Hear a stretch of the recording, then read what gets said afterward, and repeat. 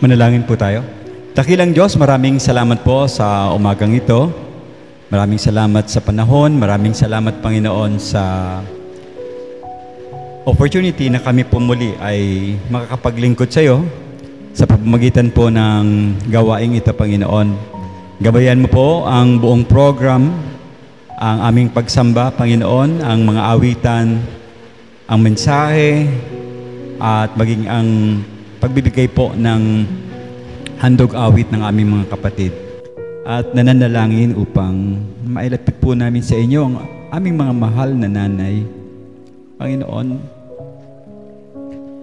dumadalangin po kami na sila po ay lagi mong bantayan, lagi mo silang gabayan sa kanilang mga pagkilos na may pag-iingat, Panginoon.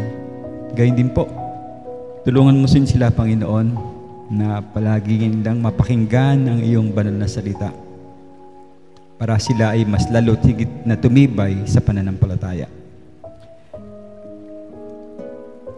Nawa ay amin din pong madala sa iyong bahay-sambahan ang ibang mga nanay na hindi po nakakadalo sa gawaing ito, Panginoon, upang makasama namin sila sa pagsamba maging sa paglilingkod. Palagi mo po silang tutulungan, Panginoon, upang mas higit kanilang makilala sa pamamagitan nga po ng pakikinig.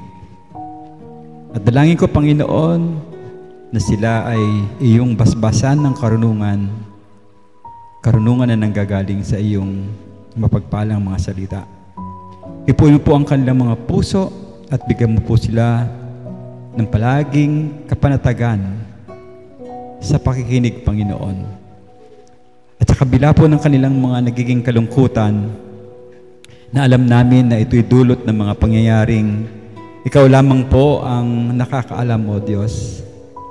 Dinudulog ko po sa iyo na iparanas mo po sa kanila, ipadama mo sa kanila, Panginoon, ang kapayapaan na nagbumula sa iyo.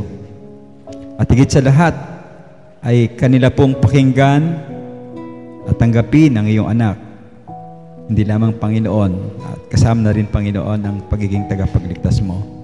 Biyayaan niyo po sila ng katiwasayan ng kanilang mga isip, mga puso, kalusugan ng katawan, at ganoon din, Panginoon, ang tagumpay sa kanilang mga ginagawa. Layo mo po sila sa anumang mga kapahamakan. Ito ang aking dalangin sa pangalan ng iyong anak na si Jesus. Amen.